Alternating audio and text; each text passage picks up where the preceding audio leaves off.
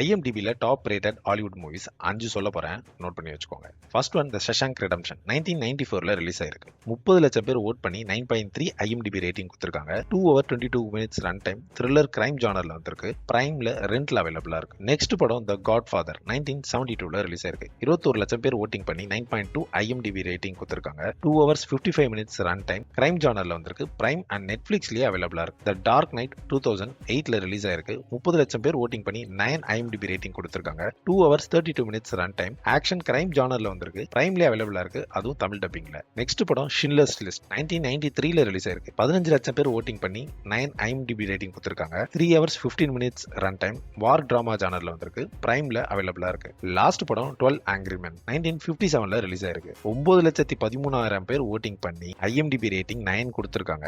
1 hour 36 minutes run time, thriller crime ஜானர்ல வந்திருக்கு. பிரைம்ல ரெண்ட்ல அவைலபிளா இருக்கு. இந்த 5 படம் பார்த்துட்டு உங்களோட ஃபேவரட் எதுன்னு மறக்காம கமெண்ட் பண்ணுங்க.